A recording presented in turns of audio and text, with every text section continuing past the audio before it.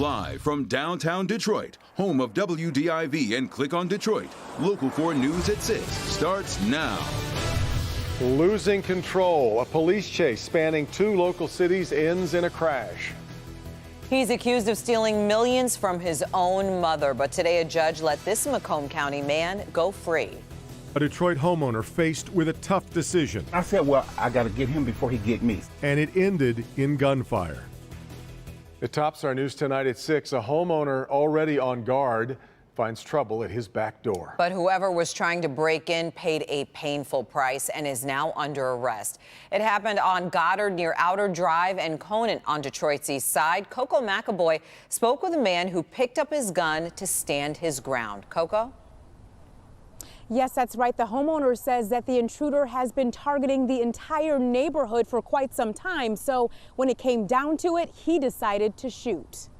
You get terrorized in your own home. That's too much nerve. For William, the terror started early this morning while he was in the middle of watching a movie. I heard a bang and I knew it wasn't a sound from the headphones, so I take the headphones off. And when I take the headphones off, I hear someone trying to kick my back door in. Williams then immediately called police and at that time, I grabbed my rifle.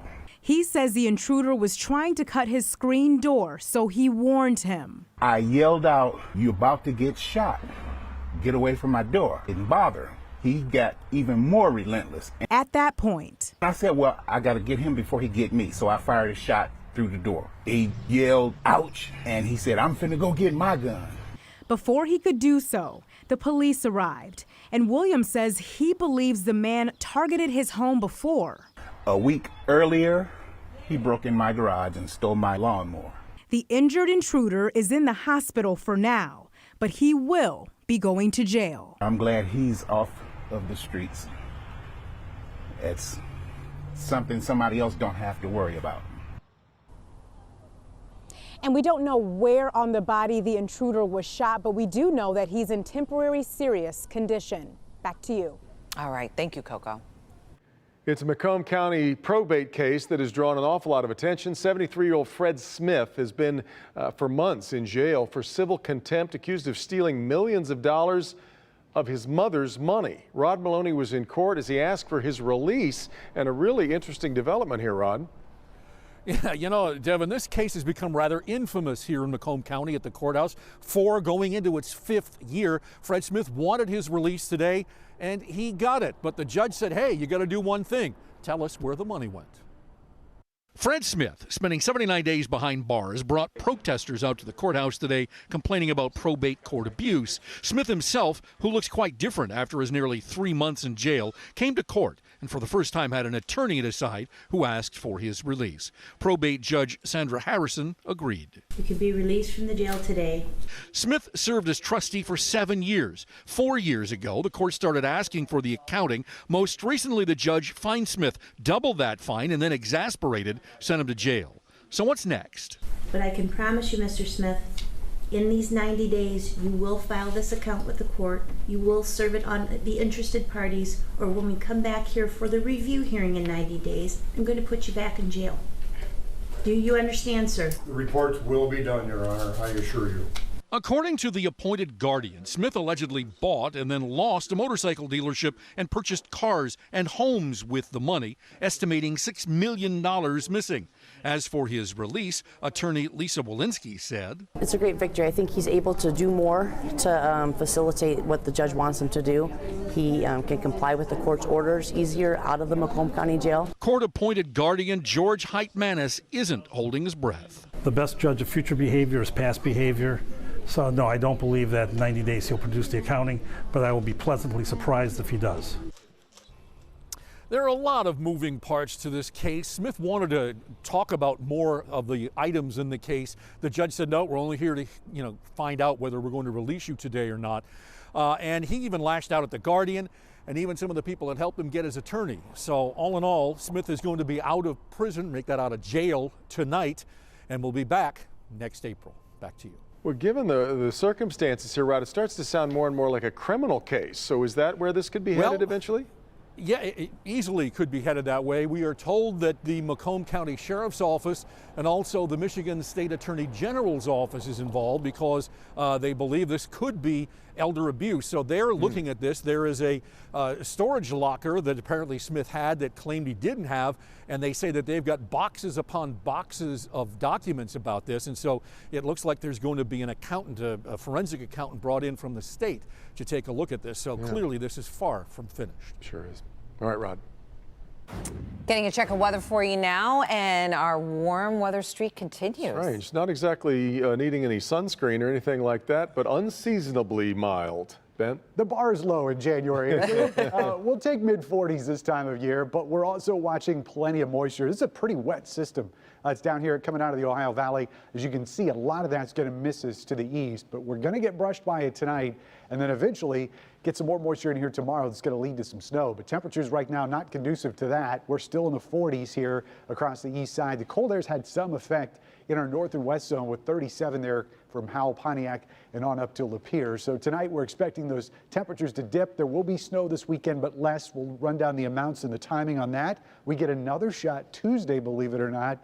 And that first into the first half of the week next week is definitely looking cool. We'll check that out. And of course, your entire 7-day forecast, which you can see right now if you want on the local forecasters app. It's got that and the rain that we're watching to the south, all free in your app store by searching WDIV.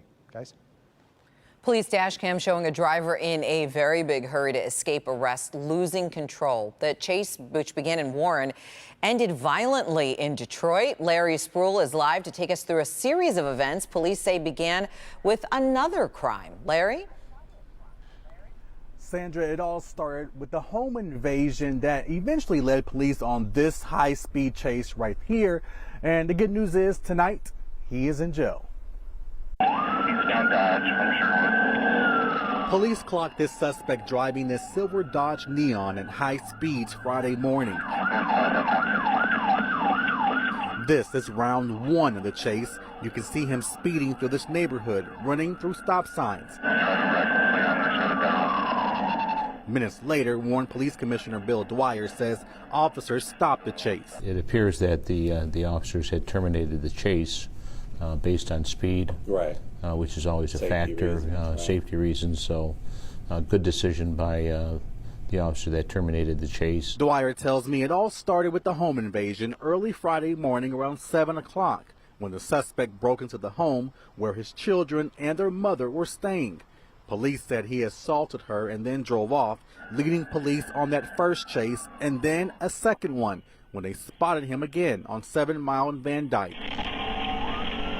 That's when he took off, speeding and running through stop signs again. Minutes into the second chase, you see him hitting this parked car.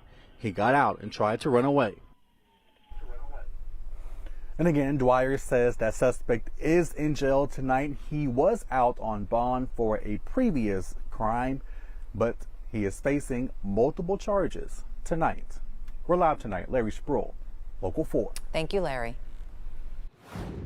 A man says the home at the center of a Detroit Fire Department controversy was not vacant. The picture showing firefighters posing outside a burning home has gone viral. Detroit firefighters initially said it was an empty house. The homeowner has come forward saying his family was in the middle of rehabbing it. Now the fire department is reversing course, saying they knew it wasn't vacant. They tell us they entered the home, but a chief pulled them out because it was getting too dangerous. But that photo remains under investigation. Video released today shows the moment a woman is attacked by a dog at the Oakland County Animal Shelter. Pitbull was let out of its cage by an inmate working at the shelter in the quarantine room last month. It wouldn't get back in, and when a supervisor went into the room, it started attacking her. Another worker shot the dog. It got back up and was shot again. The supervisor, a 25-year veteran of the shelter, was rushed to the hospital. She's at home tonight, recovering. We're all like a family here, and the attack on Shelley has caused great consternation to everyone that works and or volunteers here. The shelter had taken the dog in from a home in Troy because it bit a mother and her 2 children. That incident has prompted change. Workers will get new training, and they also have to wear a chain that sets off an alarm if there's trouble in the quarantine room. Michigan State Police arrested driver after calls of a suspicious car sitting in a Macomb County neighborhood. Happened last night in Bruce Township. Troopers say they pulled up on a Dodge Ram pickup to find the 39-year-old driver asleep inside. But that's when they say they saw a loaded pistol sitting on the center console. State police said the driver's concealed pistol license was suspended. The gun was not registered to him, so charges against the driver are now pending. In Warren, police are asking the public's help in finding this man accused of robbing a bank. A robbery that happened yesterday at the Huntington Bank on 10 Mile and Shaner. Police say he got away in a silver Pontiac G6 that you see there on the right side of the screen. If you recognize the man or saw anything that might help Warren police, you're urged to give them a call. Time now for a check of the national stories you'll see ahead at 6:30 on the NBC Nightly News. Let's head to New York, where Lester Holt is standing by with what's coming up tonight. Hi, Lester. Hey, Devin and Sandra, coming up, Iran vowing revenge, what U.S. targets it could strike, and what I found during my own trip inside Iran just months ago. Plus, the daring escape, a former auto company chief, now an international fugitive after jumping bail in Japan. It's quite a tale. In the auto world, we have been following this awfully closely. Lester, it is a wild story. Yeah, he's charged with financial misconduct in Japan. And this thing, as you know, plays out like a Hollywood-style escape, with reports he was smuggled out of his home inside an audio equipment case. We'll look at how two Americans may have helped when we see you on Nightly News. Yeah, what a story. Coming up about 20 minutes from now. All right, Lester, we'll see you then. Still ahead here for us, the growing evidence that your sleep is one of the most important factors when it comes to your diet. Dr. McGeorge is back with some new research. Also, the people served by this local mail carrier are going to miss her. We're there on her final day on the job she's had for decades. And up next, these days, you don't see a lot of non-passengers at the airport, but there's a program at DTW that's making it possible for you to welcome someone now at their gate.